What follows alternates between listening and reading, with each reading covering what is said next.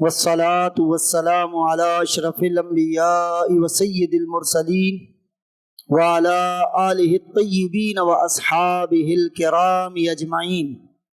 أما بعد فأعوذ بالله من الشيطان الرجيم. بسم الله الرحمن الرحيم. وما لكم لا تقاتلون في سبيل الله والمستضعفين من الرجال والنساء والولدان الذين يقولون ربنا أخرجنا من هذه القرية الظالم أهلها واجعل لنا من لدنك وليا واجعل لنا من لدنك نصيرا. صدق الله خالقنا العظيم وصدق رسوله النبي الكريم الأمين ونحن على ذلك لمن الشاهدين والشاكرين والحمد لله رب العالمين. قال الله تبارك وتعالى في شان حبيبه الكريم رؤوف الرحيم إن الله وملائكته يصلون على النبي يا أيها الذين آمنوا صلوا عليه وسلموا تسليما. اللهم صل على سيدنا ومولانا محمد وعلى آله وأصحاب سيدنا ومولانا محمد وبارك وسلم صلاة وسلاما عليك يا سيدي يا سيدي يا سيدي يا رسول اللہ صلی اللہ علیہ وسلم. محترم مکرم سامعین کرام و عزیزان گرامی قدر، اللہ سبحانہ و تعالیٰ کا کروڑہ شکر اور اس کا احسان ہے کہ اس ذات پاک نے ہم سب کو نبی اکرم نور مجسم صلی اللہ تعالی علیہ وسلم کی امت میں پیدا فرمایا اور اپنے حبیب کریم صلی اللہ علیہ وسلم کے صدقہ پاک سے ہم سب کو نماز جمعہ ادا کرنے کے لیے اپنے گھر مسجد میں حاضر ہونے کی توفیق عطا فرمائی. احباب محترم، پہلے تو ہماری گفتگو تسلسل کے ساتھ جاری تھی وہ حقوق العباد کے حوالے سے. اس درمیان میں جب ربیع الاول شریف کا مہینہ شروع ہوا تو جو عنوان اور جو ٹاپک اور جو موضوع ہم نے شب میلاد شروع کیا تھا، پھر 2 جمعۃ المبارک ہم نے اس پر گفتگو کی تھی اور گزشتہ جمعۃ المبارک کو ہم نے یہ عرض کیا تھا کہ جب تک ربیع الاول شریف کا مہینہ چل رہا ہے تو ہم کوشش کریں گے کہ اسی عنوان کو جاری رکھیں، اسی تسلسل کو کنٹینیو کریں. لیکن آپ کو پتہ ہے کہ دور حاضر میں بالعموم اپنے مسلمانوں کو حالات حاضرہ سے بھی واقف کرنے کے لیے یہ صاحبان محراب و منبر کی یہ ذمہ داری ہے کہ آپ تک وہ پیغام جو اسلام کا ہے، دین کا ہے، قرآن کا ہے، اللہ رسول کا ہے، اگر ایسا وقت اور ایسا لمحہ آ جائے اور پھر حالات حاضرہ کے حوالے سے کوئی عنوان یا موضوع سامنے آ جائے تو پھر اس سے بھی لوگوں کو باخبر کرنا چاہیے. حالانکہ یہ میڈیا کا، سوشل میڈیا کا اور ڈیجیٹل میڈیا کا دور ہے، ہم سے زیادہ عوام الناس جو ہے وہ واقف ہوتی ہے حالات حاضرہ سے، لیکن وہ صرف وہ اسپیکٹ اور وہ پہلو ہوتا ہے یا تو وہ سوشل میڈیا والے دکھا رہے ہوتے ہیں، بتا رہے ہوتے ہیں، یا مین ایکسٹریم میڈیا تو صاحب ظاہر ہے وہ اس طرح نہیں بتا سکتے، نہ انہیں قرآن و حدیث کے احوال کا معلوم ہے اور نہ ہی وہ دین سمجھتے ہیں اور جانتے ہیں، بلکہ اگر بہت زیادہ خوش فہمی سے بھی بات کر لی جائے تو بس وہ دنیا داری کے اعتبار سے بس ایک ہلکا پھلکا سا مطلب ایک بیان دے دیتے ہیں. یہی حال سیاستدانوں کا ہوتا ہے، یہی ذمہ داروں کا ہوتا ہے اور یہی حال بالعموم میڈیا کا ہے. یعنی صرف یہ کافی نہیں ہوتا کہ بھئی ایک حال خالی بتا دیا کہ بھئی ان کا کام خبر دینا ہے، بلکہ ان کا کام جو ہے وہ ذمہ داری کے ساتھ درست خبر دینا ہے. اور یہ بھی بڑا عجیب سا ماحول ہوتا ہے. آپ ٹاک شوز وغیرہ دیکھتے ہوں گے، خبریں وغیرہ سنتے ہوں گے تو آپ اندازہ لگائیں، یعنی وہ چور کا بھی، ڈاکو کا بھی، اس کا بھی موقف، کہتے ہیں موقف سب کا جانا چاہیے، پھر لوگ فیصلہ کریں گے بھائی یہ کیا بات ہوئی، پھر یہ سزائیں کس بات کی ہیں جی. جی ہم آزاد میڈیا کا یعنی اظہار آزادی رائے، اس کا مطلب ہے سامنے والا جھوٹ بول رہا ہے، باقاعدہ وہ جان رہا ہوتا ہے، جو بیچ میں اینکر بیٹھا اس کو پتا ہوتا ہے کہ یہ جھوٹ بول رہا ہے، پھر بھی اس کو ٹوکتا نہیں ہے. اگر کبھی کوئی غلطی سے کوئی ٹوک دے تو وہ کہتا ہے کہ بھئی مجھے اپنی بات تو مکمل کر لینے دیں پھر آپ کہیے گا. اور بیچ میں جو اس کے مخالف بیٹھا ہوا ہوتا ہے وہ اگر کہتا ہے نہیں بھئی یہ غلط بیانی کر رہا ہے تو آگے سے وہ بیچ میں کریں نہیں اس کو اپنی بات مکمل کر لینے دیں تو پھر اس کے بعد. تو بھائی اس طرح تو اب عام آدمی تو کنفیوز ہو جاتا ہے نا. ہمارے یہاں جو لٹریسی ریٹ ہے یعنی ہمارے یہاں جو تعلیمی تناسب ہے تعلیم یافتہ لوگوں کا وہ بہت تیر مار کر جو ہے نا وہ کہا جاتا ہے کہ 35% ہے. 35%، 35%. یہ بھی ان 35% کے اندر وہ لوگ شامل ہیں جو صرف اپنا نام لکھنا جانتے ہیں، بس اتنے پڑھے لکھے ہیں، یعنی جو اپنا نام لکھ لیں. مطلب یہ ہے کہ کسی کاغذ پر بڑے مشکل سے لکھ دیں غلام رسول، بس اپنا نام لکھ دیا، غلام نبی لکھ دیا، وہ چاہے ٹیڑھا میڑھا جیسا بھی لکھا ہے، لیکن ہمارے یہاں اس کو تعلیم یافتہ کیونکہ وہ دستخط کرنا جانتا ہے. تو اس طرح کے ملا کے 35% ہیں، اس طرح کے ملا کے. ٹھیک ہے، تو اب عرض کرنے کا مطلب ہے کہ یہ کیا ہے. ابھی آپ دیکھ لیں گزشتہ تقریباً 1 ہفتے سے زائد ہونے والا ہے. ٹھیک ہے، اب غزہ پر یہ پہلے تو یہ رمضان میں ہوتا تھا. رمضان میں جیسے ہی رمضان شروع ہوتا تھا یا رمضان سے پہلے شعبان کے اینڈ میں یہ ہمیشہ اسرائیلیوں نے یہودیوں نے بس یہی کیا ہوا ہے جناب، مسلمانوں کا خون بہانا. اور اس وقت پوری دنیا کے اندر لگ بھگ 259 اسلامی ملک ہیں جو اسلام کے نام پر ہیں، یعنی انہیں اسلامی ریاستیں کہا جاتا ہے، جو UNO کے اندر یعنی یونائٹڈ نیشن کے اندر اقوام متحدہ کے اندر رجسٹرڈ ہیں. ان 259 ممالک میں سے کسی ایک کے پاس بھی ویٹو پاور نہیں ہے، اور کبھی انہوں نے تقاضا بھی نہیں کیا، کبھی بھی انہوں نے تقاضا نہیں کیا کہ جناب ہم 259 اسلامی ملک ہیں بھئی ہمیں انہوں نے کچھ حکمرانوں کو اسی لیے ہٹا دیا. کبھی کسی نے اسلامی کرنسی کی بات کی، اسلامی بینک کی بات کی، لٹکا دیا. حالانکہ ان کا کوئی دین سے وہ کوئی بہت شریف لوگ نہیں تھے، لیکن پھر بھی وہ ان کے بارے میں نہیں آ رہے تھے.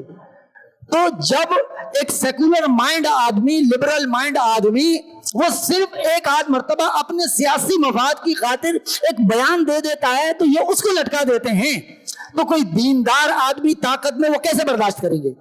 یہ بات سمجھنے کی ضرورت ہے. اسی لیے اب ہم آپ سے عرض کرتے ہیں کہ بینگ اے مسلم، بحیثیت مسلمان ہماری بہت ساری ذمہ داریاں ہوتی ہیں، بہت ساری ذمہ داریاں ہوتی ہیں. دیکھیے اس سے پہلے ایک نعرہ لگا تھا، لوگ بڑے متاثر ہوئے، انہوں نے سمجھا کہ ہاں بھائی یہی ہے. پہلے کچھ دانشور لوگ ہمیشہ ہمیں یہ بتاتے رہے کہ بھئی فلسطین میں کچھ ہوتا ہے، عراق میں کچھ ہوتا ہے، شام میں کچھ ہوتا ہے، لیبیا میں کچھ ہوتا ہے. جناب ساری دنیا خاموش ہوتی ہے اور یہ پاکستانیوں کو پیٹ میں بڑا درد اٹھتا ہے، یہ سارے نکل آتے ہیں. جب سے یہ میڈیا آیا ہے نا، یہ میڈیا جب سے آیا ہے، کیونکہ میڈیا کو ملتے ہیں پیسے یہودیوں سے، کیونکہ یہ بغیر ایڈ کے تو یہ چل نہیں پاتے. جن کو ایک سانس میں یہ چور کہہ رہے ہوتے ہیں انہی کا ایڈ پیسہ لے کے پھر ان کو چلا بھی دیتے ہیں، یہ بھی کہتے ہیں ووٹ بھی اسی کو دو. ایک ہی سانس میں کہا چور ہیں، خبر میں یہ بتا دیا، پھر اگلے ہی جب اسی خبروں میں کہیں یہاں کا وقفہ آتا ہے تو اسی چور کا جو ہے وہ ایک ایڈ چلا دیتے ہیں، اس کا ایڈورٹائزمنٹ آ رہا ہوتا ہے. یہ کیسی عجیب بات ہے. تو اب آپ سمجھ رہے ہیں، تو اب یہ لوگ تو ہمیں کوئی بتائیں گے. تو اب یہ سب سے پہلے اسی کا پرچار کیا گیا، اور جس نے یہ نعرہ لگایا یہ سارا میڈیا اسی کا لایا ہوا ہے، اور پھر اسی میڈیا نے اسے کک آؤٹ کر کے اب تو وہ دنیا سے بھی چلا گیا، لیکن اس کو پھر انہوں نے اسی کی مذمت کرنا بھی شروع کر دی. جب تک وہ طاقت میں تھا تو کسی کا دم نہیں تھا کہ اس کے خلاف کوئی خبر چلا سکے. جب وہ سیٹ سے اتر گیا، ملک سے نکال دیا گیا یا ملک سے نکل گیا، اس کے ادارے نے تو اس کو بڑا سپورٹ کیا، اسی لیے وہ یہاں سے نکل گیا. اب وہ دنیا میں نہیں رہا، لیکن جیسے ہی سیٹ سے اترا اس کو برا بھلا کرنا شروع کر دیا. اس نے نعرہ لگایا تھا کہ جی عراق میں ہو رہا ہے، شام میں ہو رہا ہے، ترکی میں ہو رہا ہے، لیبیا میں ہو رہا ہے، اردن میں ہو رہا ہے، افغانستان میں ہو رہا ہے، کشمیر میں ہو رہا ہے. جناب یہ پاکستانیوں کے پیٹ میں کیوں درد اٹھتا ہے؟ تو چپ کر کے بیٹھا کرے. سب سے پہلے پاکستان، سب سے پہلے پاکستان، یہ نعرہ لگایا گیا اور پاکستانی بڑے خوش ہوئے. اس وقت سے یہ جو احتجاج ہوتے تھے نا، میں نے پہلے بھی ایک دفعہ یہ عرض کیا ہے، شاید زائد مرتبہ بھی عرض کیا ہو، کہ پہلے کوئی بھی معاملہ ہوتا تھا تو لوگ احتجاج کرتے تھے, پروٹیسٹ کرتے تھے. ساری دنیا کے اندر یہی ہوتا ہے, احتجاج. اب تو احتجاج کرنے کی روش ایک تو ختم ہو گئی, اور اگر کوئی بیچارہ کرنے کی کوشش کرتا ہے اس کو اندر کر دیا جاتا ہے. تو اب کیسے پتا چلے؟ تو سب سے پہلے یہ نعرہ لگایا. آپ کو یاد ہے یوم آزادی پاکستان کے عنوان پر ہم نے گفتگو کی تھی. ہم نے کہا کہ سب سے پہلے یہ مغربی سامراج نے سازش ہی یہی کی.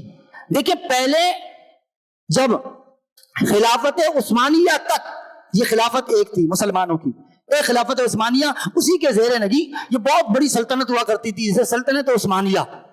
ٹھیک ہے, لوگ سمجھتے ہیں اور وہ سلطنت عثمانیہ سکڑتے سکڑتے سکڑتے اتنا سا ترکی رہ گیا ہے.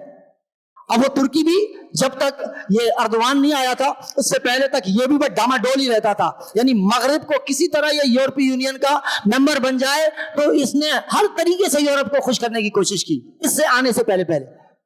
ٹھیک ہے, تو کیا کیا گیا؟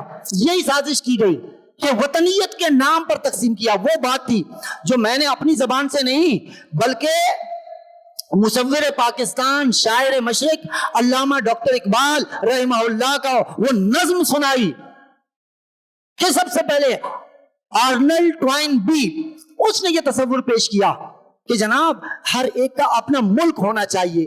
یعنی قوم, پہلے اقوام جو ہوتے تھے وہ قبائل اور زبان کی بنیاد پر تقسیم ہوتے تھے, پھر ان کو وطن کے نام پر تقسیم کیا گیا. یہ بہت بڑی سازش تھی. اس پر اقبال نے کہا کہ اس دور میں اور ہے, جام اور ہے, جم اور, ساقی نے بنا کی روش لطف و ستم اور, ان تازہ خداؤں میں بڑا سب سے وطن ہے, جو پیرہن ہے اس کا وہ مذہب کا کفن ہے. وطنیت کا لباس پہنا دیا لیکن مذہب کو کفن چڑھا دیا. تو پھر وہ کہتے ہیں کہ یہ بت کے تراشید تہذیب نبی ہے. یہ آرنلڈ ٹوائن بی کے اس تصور, اس فکر اور اس نظریے کی تردید کرتے ہوئے اقبال نے کہا کہ یہ جو وطنیت کا بت تراشا ہے نا, تو کہا یہ بت کے تراشید تہذیب نبی ہے, غارت گرے کاشان ہے, دین نبوی ہے. کہا کہ یہ دین نبوی کی بنیادوں کو ہلا دے گا. اور ابھی میں آپ کو صرف میں اقبال کے نظم نہیں سنا رہا, ابھی میں حدیث کے ذریعے آپ کو عرض کرتا ہوں کہ ہمارا بینگ مسلم کیا تعلق ہوتا ہے. کہتے ہیں کہ یہ بت کے تراشید ہے, تہذیب نبی ہے, غارت گرے کاشان ہے, دین نبوی ہے, بازو تیرا توحید کی قوت سے قوی ہے, اسلام تیرا دیس ہے, تو مصطفی ہے. اب چاہے وہ عراقی ہو, شامی ہو, یمنی ہو, فلسطینی ہو, لبنانی ہو, سعودی ہو, بحرینی ہو, قطری ہو, انڈونیشین ہو, ملائیشین ہو, کچھ ہو, ان کا دیس اور وطن فقط اسلام ہے اور اسلام میں بسنے والے. اب ہم پاکستان میں رہنے والے کیا کہلاتے ہیں؟ پاکستانی. ترکی میں رہنے والے ترکی, افغانستان میں رہنے والے افغانی, سعودی عرب میں رہنے والے سعودی, قطر میں رہنے والے قطری, لبنان میں رہنے والے لبنانی. سب تقسیم ہو گئے نا. ہر ایک کو اب اپنی اپنی بقا کی فکر ہے. جبکہ کہا کہ اسلام تیرا دیس ہے. اگر ہم سب کے سب مل کر اپنا وطن اسلام بنا لیں تو سب کے سب مصطفی بن جائیں گے. اس لیے کہا کہ اسلام تیرا دیس ہے, تو مصطفی ہے. نظارہ دیرینا زمانے کو دکھا دے, اے مصطفی خاک میں اس بت کو ملا دے. گفتار سیاست میں وطن اور ہی کچھ ہے. یہ ہے سب سے پہلے پاکستان, یہ سیاست کا وطن ہے کہ سب سے پہلے پاکستان کا گفتار سیاست میں وطن اور ہی کچھ ہے. ارشاد نبوت میں وطن اور ہی کچھ ہے. ارشاد نبوت میں وطن کیا ہے؟ جب مصعب بن عمیر رضی اللہ تعالی عنہ جو غزوہ احد میں علم بردار لشکر اسلام تھے, حضرت مصعب بن عمیر جن کا مزار حضرت سیدنا امیر حمزہ سید الشہداء رضی اللہ تعالی عنہ کے بالکل قریب ہی میدان احد میں مدینہ طیبہ میں وہاں پر موجود ہے. مصعب بن عمیر کے بھائی کو گرفتار کر دیا گیا اور ایک مسلمان صحابی ان کے سینے پر چڑھ کر ان کے ہاتھ باندھ رہا تھا. تو مصعب بن عمیر گزرے تو مصعب بن عمیر کے اس بھائی نے کہا کہ بھائی سنو, بھائی مصعب بن عمیر, مصعب سنو, میں ہوں تمہارا بھائی, یہ دیکھو یہ دیکھو یہ مجھے باندھ رہا ہے, اس کو ذرا کہو ذرا ہلکے باندھے, مجھے بڑی درد ہو رہا ہے. مصعب بن عمیر نے کہا کہ تو میرا بھائی نہیں ہے, میرا بھائی یہ ہے جو تجھے باندھ رہا ہے, اس لیے کلمہ اس نے نبی کا پڑھا ہوا ہے, لا الہ الا اللہ محمد الرسول اللہ, اس نے پڑھا ہے جو تجھے باندھ رہا ہے. یہ ہے مسلمان. حضور علیہ الصلوۃ والسلام نے فرمایا ارشاد نبوت میں وطن اور ہی کچھ ہے. حضور علیہ الصلوۃ والسلام نے فرمایا المسلم اخو المسلم, کہا کہ مسلمان مسلمان کا بھائی ہے. ایک اور مقام پر فرمایا کہ واللہ فی عون العبد ما کان العبد فی عون اخیہ, کہا کہ اللہ تبارک و تعالی اپنے اس بندے کی مدد فرماتا ہے جو مسلمان بھائی اپنے مسلمان بھائی کی مدد کرتا ہے. اس کی غیبت میں اگر ایک مسلمان دوسرے مسلمان کی مدد کرتا ہے تو اللہ فرماتا ہے, رسول اللہ صلی اللہ علیہ وسلم فرماتے ہیں کہ اللہ اس کی مدد فرماتا ہے. اب فلسطینیوں پر جو ظلم ہو رہا ہے, جو جبر ہو رہا ہے, چھوٹے چھوٹے بچے قتل کر دیے جا رہے ہیں, یہ کوئی ابھی کی کہانی نہیں ہے. آگے میں جا کے عرض کرتا ہوں, یہ 1967 سے 1967 سے آن ورڈز یہ سارا سلسلہ چل رہا ہے, آن ورڈز چل رہا ہے. ہر سال ایک بار دو بار اس فلسطینیوں کے ساتھ یہی ہوتا ہے, ہر مرتبہ یہی ہوتا ہے. اور ہمارے حکمران صرف ایک مذمتی بیان جاری کرتے ہیں اور جی بس بات ختم ہو گئی.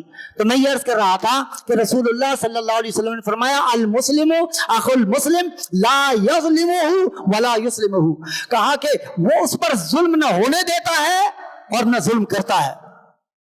یعنی ظلم نہیں کرنا یہ کافی نہیں ہے, بلکہ مسلمان کا ایسا بھائی ہے کہ وہ اس پر ظلم بھی نہیں ہونے دیتا, ظلم ہونے بھی نہیں دیتا. تو بھائی اگر فلسطین کے لوگ اس وقت مشکل میں ہیں, ان پر ظلم ہو رہا ہے, تو جن کے پاس طاقت ہے, اب آپ بتائیں کہ بھائی حماس ہو گیا, حزب اللہ ہو گیا, یہ ایک صرف حریت پسند تنظیمیں ہیں, ان کی باقاعدہ کوئی فوج تو نہیں ہے نا. یہ ایک اور ادھر آپ دیکھیں, یعنی ہمارے جو مسلمان حکمران ہیں وہ صرف جو ہے وہ خصوصی قسم کے بیانات دے رہے ہیں, جبکہ امریکہ واضح طور پر اس نے کلیئرلی اس نے کہا کہ جی ہم ہر وقت جو ہے ان کے ساتھ ہیں, اسرائیل کے ساتھ ہیں, اور ہم اسرائیل کو اکیلا نہیں چھوڑیں گے. یوکرین اس کے ساتھ کھڑا ہوا ہے, انڈیا اس کے ساتھ کھڑا ہوا ہے, پورا یورپی یونین سب کے سب اسرائیل کے ساتھ کھڑے ہوئے ہیں. اور ہمارے والے کیا کر رہے ہیں کہ جی, اور ایک صاحب تو میں بڑا حیران ہوں یار, کوئی عقل کو ہاتھ لگاؤ, کوئی شرم بھی ہوتی ہے, کوئی حیا بھی ہوتی ہے, کوئی کردار بھی ہوتا ہے یار. جھوٹا ہی منہ صحیح, کم از کم یہ تو نہ بولو. چلو دونوں طرف کہہ دیتے کہ بھائی میں اسرائیل سے بھی کہتا ہوں کہ وہ ظلم سے باز آ جائے, اور میں فلسطینی بھائیوں سے بھی درخواست کرتا ہوں کہ وہ عورتوں اور بچوں پر ظلم نہ کریں. وہ کہتے ہیں احترام انسانیت کریں, یہ نہیں کہہ رہے کہ جناب بچوں پر عورتوں پر ظلم نہ کریں, یہ نہیں کہہ رہا, کہہ رہے احترام انسانیت کریں. یعنی اسرائیلی فوجی اپنے ٹینکوں کے نیچے مسلمان بچوں کو رونقتے رہیں, بیٹیوں کی عزتوں کو تاراج کرتے رہیں, اور ایک غاصبانہ قبضہ کر لیں ایک اسلامی ریاست پر, اور اسے قبضے کو طوالت دے دیں. سن 1967 سے لے کر یہ 2023 تک 56 سال بنتے ہیں. 56 سال میں تمہیں کبھی یاد نہیں آیا کہ ہر سال میں 2 مرتبہ یا 1 مرتبہ یہ کبھی غزہ پر حملہ کرتے ہیں, کبھی بیت المقدس کے اندر نماز پڑھتے ہوئے نہتے نمازیوں کا گولیوں کا نشانہ بناتے ہیں, کلسٹر بم پھینکتے ہیں. یہ سب ابھی کہہ رہے ہیں کہ 6000 بم پھینکے, 4000 ٹن بارود اور 6000 بم پھینکے غزہ پر اسرائیل نے. اور وہ بیٹھ کے کہہ رہا ہے کہ جی میں فلسطینیوں سے درخواست کرتا ہوں کہ وہ انسانیت کا احترام کریں. یہ بڑا پیٹ میں درد ہو گیا, پیٹ اپنا تو تیرا اتنا موٹا ہو گیا, شرم نہیں آتی کہ تم مذہبی زعما بنتے ہو. اللہ تبارک و تعالیٰ کا, اسی لیے میں نے قرآن آپ کو پڑھ کے سنایا مسلمانوں کہ حضور کے سامنے کس منہ سے پیش ہو گئے. یہی وہ کرب تھا. شاید یہ ظاہر ہے صحابہ تو, ورنہ محمد بن قاسم ایک عورت تھی, اس کی عزت پر ہاتھ ڈالا گیا اس نے صرف سزا دی ایک ناہید عورت پورا راجہ داہر کے پورے ریاست کو ہلا کر رکھ دیا محمد بن قاسم نے آ کر, ایک عورت کی خاطر. ادھر تو صبح شام نہ جانے کتنی بہن بیٹیوں کو عزت تاراج ہو رہی ہیں, سالوں سے ہو رہی ہے, کوئی پوچھنے والا نہیں ہے. تو قرآن نے کہا کہ وَمَا لَكُمْ لَا تُقَاتِلُونَ فِي سَبِيلِ اللَّهِ, نہیں تمہیں کیا ہو گیا ہے, تم اللہ کی راہ میں جہاد کیوں نہیں کرتے, تم ظالم کا پنجہ مروڑتے کیوں نہیں. ان 259 ممالک کے اندر 2 ایٹامک پاور بھی ہیں جناب, ایک نے تو پھر اس نے کھل کر کہہ تو دیا. اور شنید یہی ہے کہ یہ جو حماس نے جو راکٹ داغے ہیں اس کے پیچھے پھر وہی ایران پوری طرح سپورٹ کر رہا ہے, یعنی کھل کے. اور ہمارے والے صرف پھسپھسے قسم کے بیانات ہی دے رہے ہیں خالی, جن کے پاس تیل کی دولت ہے, معدنیات کی دولت ہے, دولت سے مالا مال اسلامی ریاستیں ہیں, بس خالی بیانات. OIC اتنا بڑا ہم نے تو کبھی نہیں دیکھا, اس OIC نے مسلمانوں کے لیے کبھی آواز اٹھائی ہم نے تو کبھی نہیں دیکھا. اس 40-45 سال کے عمر کے اندر ہم نے کبھی نہیں سنا کہ کبھی انہوں نے صدا دی ہو, آواز لگائی ہو. OIC نے شروع میں کچھ بیداری دکھائی, اور اس OIC کی بنیاد رکھنے والے جتنے تھے وہ تو اب اس دنیا سے چلے گئے ہیں تقریباً, بعد میں آنے والے تو سب ایسے ہی مردار. تو عرض کرنے کا مقصد یہ ہے کہ مسلمان کو اپنی زندگیوں کو دوسری زندگیوں سے بھی تشبیہ دینی چاہیے, وہ بھی اسی طرح انسان ہیں, فلسطینی بھی مسلمان بھی ہیں, انسان بھی ہیں, ان کا درد بھی محسوس کرنا چاہیے. رسول اکرم صلی اللہ علیہ وسلم, میرے دوستوں میں کیا کیا درد آپ کے سامنے بیان کروں. ہم نے نہ دین کے تصور کو سمجھا, نہ دین کو سمجھا, نہ نیکی کے تصور کو سمجھا, نہ مذہب اور دین کے فرق کو سمجھا. کیا کیا سمجھائیں, کیا کیا بتائیں, کیا کیا بیان کریں, اور کون سننا چاہتا ہے. ہر کوئی بس آسانیاں. تو مست میں تن آسانی ہے, بس ہر کوئی اپنی زندگی میں مست ہے. وہ یہ سمجھتا ہے کہ بھئی ٹھیک ہے میرا تو سب صحیح چل رہا ہے نا, پہلے میں اپنی فکر کروں. نہیں, رسول اللہ صلی اللہ علیہ وسلم نے فرمایا کہا کہ مومن وہ ہے, حضور علیہ الصلوۃ والسلام فرماتے ہیں کہ مومن وہ ہے کہ ایک مومن مشرق میں رہتا ہو, دوسرا مغرب میں رہتا ہو. مغرب میں رہنے والا مومن کسی مشکل میں ہو, ابتلا میں ہو, مصیبت میں ہو, اس کی ابتلا, اس کی مصیبت اور اس کی مشکل کا درد مشرق میں لینے والا مسلمان اپنے دل میں محسوس نہ کرے, وہ مسلمان نہیں ہے, یعنی کامل مومن ہے ہی نہیں. اور جی میں صرف اس میں لگا ہوا ہوں کہ بس میرا نشان کس طرح آئے گا کہ لوگ مجھے نمازی کہیں, یار بڑا 5 وقتہ نمازی ہے, محراب بنا ہوا ہے جناب اس کی پیشانی پر. میں اس پیشانی کے محراب کا کیا کروں کہ حضور کی امت کٹ رہی ہے, چھوٹے چھوٹے بچے. بس کل اس بلکتی ماں کی صدا کسی نے سنی کہ وہ ماں رو رو کر کہہ رہی ہے اللہم انصرنا, اللہم انصرنا, اللہم انصرنا, اے اللہ ہماری مدد فرما, اے اللہ ہماری مدد فرما. اس کا 8 سالہ بیٹا اپنے ماں کے ابائے کو پکڑ کے کھینچ رہا ہے کیونکہ گولیاں چل رہی ہیں, باپ شہید ہو گیا, ماں چلا رہی ہے, اور ہم وطنیت کے نعرے میں مست ہیں. اسی لیے اقبال نے کہا یہ بت کے تراشید ہے تہذیب نبی ہے, غارت گرے کا شان ہے دین نبوی ہے, بازو تیرا توحید کی قوت سے کبھی ہے, اسلام تیرا دیس ہے, اسلام تیرا دیس ہے, اسلام تیرا دیس ہے, تو مصطفی ہے, مصطفی ہے, مصطفی. جناب وہ اس وقت بھی ظاہر ہے اس دور میں صحابہ تو مدد کرتے تھے. میں نے تو آپ کو کہا کہ بالکل دور اواخر میں آ کر محمد بن قاسم تو لشکر لے کر آیا, اور اس لشکر کو بھیجنے والا خود ایک ظالم اور سفاک آدمی حجاج بن یوسف, جس نے سینکڑوں صحابہ قتل کر دیے, شہید کر دیے, اس کو بھی بھیجنے والا. لیکن اس کے اندر بھی اتنی حمیت اور غیرت تھی کہ ایک عورت نے کہا کہ میں مسلمان ہوں, میری عزت پر ہاتھ ڈالا ہے, تو ایک لشکر محمد بن قاسم کی قیادت میں بھیج دیا گیا.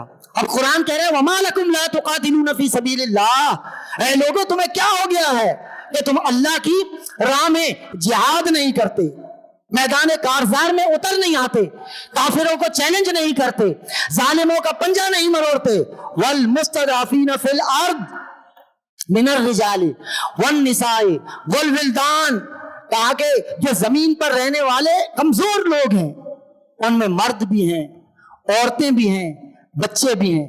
یقولون، وہ یہ کہتے ہیں، یہ وہ فلسطینی عورت کہہ رہی تھی، یہ وہ فلسطینی عورت کہہ رہی تھی، شام کی وہ جوان سال لڑکی جس نے دیوار پر کالے رنگ سے اسپرے کر کے لکھ دیا اینا یاتی عمر، کہ عمر کب آئے گا، کب آئے گا عمر، کب ہماری عزتوں کی حفاظت ہوگی، کب ہمارے گھر بار بچیں گے، کب ہم امن سے رہیں گے، کب ہم سکون سے رہیں گے۔ اس اسلام نے آ کر، مسلمانوں نے آ کر، اللہ تبارک و تعالیٰ نے اپنی عبودیت اور اپنی بندگی کے لیے یہی فرمایا، فَلْيَعْبُدُوا رَبَّ هَٰذَا الْبَيْتِ، لوگوں اس گھر کے رب کی عبادت کرو، اس کے سامنے جھکو، اس کو اپنا الہ مانو، اس کو اپنا معبود مانو، جو کعبے کا رب ہے، جو بیت اللہ کا رب ہے۔ اے اللہ کیوں تو ایسا کیوں فرما رہا ہے کہ پوری عبادت ہی کیوں کریں؟ الذی اطعمہم من جوع، اس لیے کہ جب تم بھوکے تھے تو میں تمہیں رزق دیتا ہوں، میں تمہارے پیٹ بھرتا ہوں۔ وآمنہم من خوف، اور خوف میں تمہیں امن دیتا ہوں۔ جب خلافت کی بات کی اللہ تبارک و تعالیٰ نے کہا کہ جب اسلامی حکمران، مسلمان حکمران آئیں گے، دین کا درد رکھنے والے، دین کو سمجھنے والے، دین کی پیروی کرنے والے، اللہ رسول کا خوف رکھنے والے، کہا کہ جب ہم ان کو خلافت دیں گے، ان کو تمکن فی الارض کریں گے، یعنی زمین پر ان کو قوت و اقتدار دیں گے، وَلَيُبَدِّلَنَّهُمْ خَوْفَهُمْ أَمْنًا، وہ ان کے خوف کو امن میں تبدیل کر دیں گے۔ یہ اللہ سبحانہ و تعالیٰ فرما رہا ہے۔ اب ان کی صدا سنو، یقولون ربنا اخرجنا من هذه القرية الظالم اهلها، کہتے یہ مرد، کمزور مرد، یہ عورتیں، یہ بچے اللہ سے عرض گزار ہو رہے ہیں، یقولون ربنا، اے ہمارے رب، اخرجنا من هذه القرية الظالم اهلها، کہ اس بستی کے، اس علاقے کے رہنے والے بڑے ظالم ہو گئے، ہم پر ظلم کے پہاڑ توڑے جا رہے ہیں، ہمارا کوئی مددگار نہیں ہے، ہمارا کوئی ناصر نہیں ہے، ہمارا کوئی حامی نہیں ہے، ہمارا کوئی کارساز نہیں ہے۔ وَاجْعَلْ لَنَا مِن لَّدُنْكَ وَلِيًّا، اے اللہ اب تو ہی کوئی ولی بھیج دے، کوئی کارساز بھیج دے جو ہمارے غم و اندوں کا خاتمہ کرے، جو ہمیں ان ظالموں سے، ان اسرائیلیوں سے ہمیں نجات دلائے۔ یہ سارا یورپ، یہ سرخ سفید سامراج ایک طرف ہو کر، یکجٹ ہو کر، ایک جگہ جڑ کر، اتنے سے فلسطین پر جس پر غاصبانہ قبضہ ہوا، جو ریاست بھی ان کی نہیں تھی، اس پر غصب کر کے اس زمین پر قبضہ جما لیا، 56 سال گزر گئے۔ اے اللہ اب تو ہی ہمیں بچا سکتا ہے، کیونکہ تو نے جنہیں اقتدار دیا، قوت دی، وہ ظاہراً مسلمان تو ہیں لیکن انہوں نے تیرے قرآن سے سبق نہیں سیکھا، تیرے قرآن کو نہیں سمجھا، تیرے رسول کے لائے ہوئے پیغام کو نہیں سمجھا۔ کوئی ایسا بھیج جو فاروق اعظم ثانی ہو، کوئی ایسا بھیج جو صلاح الدین ایوبی ہو۔ کیا ظلم ہے دوستان محترم، یہی وہ مقام ہے، یہی وہ مقام ہے کہ رسول اکرم صلی اللہ تعالی علیہ وسلم جب آپ مبعوث ہوئے مکہ مکرمہ میں، آپ نے جب اعلان نبوت فرما دیا تو آپ سب جو بھی تھوڑی بہت بھی تاریخ کی شد بدھ رکھتے ہیں، ہسٹری کی نو ہاؤ رکھتے ہیں، ان کو پتا تھا کہ جزیرہ نمائے عربستان کے اندر کیا حالات تھے، کیا حالات تھے، ظلم، جبر، بربریت، بد امنی، قتل و غارت گری، رازنی، چوری، ڈکیتی، یہ سارے معاملات تھے۔ لیکن کیا میں نے کہا نا کہ قرآن نے کہا الذی اطعمہم من جوع وآمنہم من خوف، کہ اللہ نے تو رسول بھیجا اسی لیے تاکہ انسانیت کو امن نصیب ہو۔ وَلَيُبَدِّلَنَّهُم مِّن بَعْدِ خَوْفِهِمْ أَمْنًا، اور خوف کے بعد ان کے امن میں ان کے حالات کو تبدیل فرما دیا اللہ سبحانہ و تعالیٰ نے۔ تو رسول اکرم صلی اللہ تعالی علیہ وسلم جب آئے، اسی لیے قرآن نے ایک اور مقام پر بھی ارشاد فرمایا رسول اللہ صلی اللہ علیہ وسلم کی بعثت کے ساتھ کہ وَاذْكُرُوا نِعْمَةَ اللَّهِ عَلَيْكُمْ إِذْ كُنْتُمْ أَعْدَاءً فَأَلَّفَ بَيْنَ قُلُوبِكُمْ فَأَصْبَحْتُمْ بِنِعْمَتِي إِخْوَانًا، کہ اللہ کی اس نعمت کو یاد کرو جو بصورت رسول اللہ صلی اللہ علیہ وسلم تمہارے درمیان بھیجی گئی۔ اس وقت تم درا حالانکہ تم دشمن تھے ایک دوسرے کے، پھر اس رسول کی آمد اور اس کی تعلیمات نے تمہیں آپس میں بھائی بھائی بنا دیا۔ یہ ہے وہ رشتہ المسلم اخو المسلم جو میں نے آپ کو حدیث سنائی کہ لا یظلمہ ولا یسلمہ، نہ ظلم اس پہ کرتا ہے نہ اس پہ ظلم ہونے دیتا ہے۔ یہ ہے مسلمان۔ رسول اکرم صلی اللہ تعالی علیہ وسلم جب مکہ مکرمہ میں مبعوث ہوئے اعلان نبوت کے بعد، پھر حالات تبدیل ہونا شروع ہو گئے۔ ہم احادیث کا مطالعہ نہیں کرتے، ذرا ہم دیکھیں، اچھے حالات کی امید رکھنا یہ اچھی بات ہے، لیکن اچھے حالات لانے کے لیے اپنا کردار ادا کرنا، اپنی طرف سے جتنی اللہ نے صلاحیت اور استعداد دی ہے، اپنی صلاحیت، اپنے استعداد، اپنی ایبلٹی اور کیپیبلٹی کے مطابق اس حالات کو بہتر کرنے کے لیے کردار ادا کرنا یہ بہت زیادہ ضروری ہوتا ہے۔ ایک ہوتا ہے امید، اچھے حالات کی امید تو ہر ایک کو ہوتی ہے۔ ابھی کتنے حالات پاکستان کے مہنگائی کی وجہ سے انسٹیبلٹی ہے، ٹھیک ہے، سیاسی بھی حالات، معاشی بھی حالات، ہر حالات بڑے دگرگوں ہیں، لیکن ہر کوئی بس ایک امید پر ہے اچھے ہو جائیں گے، جب برے دن نہیں رہے تو اچھا، جب اچھے دن نہیں رہے تو یہ برے بھی نہیں رہیں گے، آ جائیں گے۔ یہ امید رکھنا اچھی بات ہے، لیکن خالی امید ہی رکھیں گے کچھ کریں گے نہیں، کیا کچھ کریں گے نہیں؟ ویلی نہ بو کچھ کر دی رہو، خالی پانڈا بھر دی رہو۔ کچھ نہ کچھ کرو گے تو پانڈا بھرے گا، کچھ نہیں کریں گے تو سارے امید، خالی امید نہیں ہوتی۔ اور امید کے دیکھیں، آپ کو اگر ڈاکٹر بننا ہے، آپ صرف ایک تصویر لے لے، میں ڈاکٹر بنوں گا، ڈاکٹر بنوں گا، ڈاکٹر بنوں گا، اور ہر ایک تصویر کے ساتھ ساتھ میں ایک سجدہ بھی کرتے رہیں، تو خالی تصویر رولنے سے، ڈاکٹر بننے کی تصویر پڑھنے سے، ہر تصویر کے بعد ایک سجدہ کرنے سے کوئی ڈاکٹر بن جائیں گے؟ نہیں، اس کے لیے آپ کو کالج جانا پڑے گا، آپ کو کورس کرنا پڑے گا، وہ سبجیکٹس پڑھنے پڑیں گے جو آپ کو ڈاکٹر بنائیں گی۔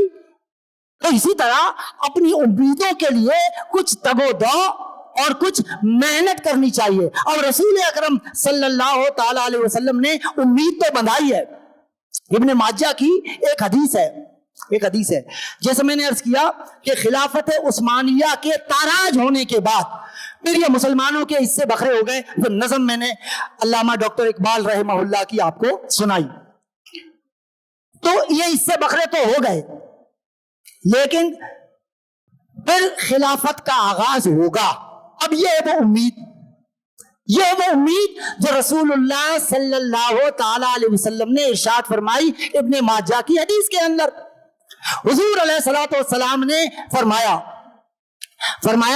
ان عبداللہ ابن حارث رضی اللہ تعالی عنہ قال، حضرت عبداللہ بن حارث رضی اللہ تعالی عنہ روایت کرتے ہیں کہ قال رسول اللہ صلی اللہ تعالی علیہ وسلم یخرج الناس من المشرق یودون من المہدی عن سلطانہ او کما قال النبی صلی اللہ تعالی علیہ وسلم۔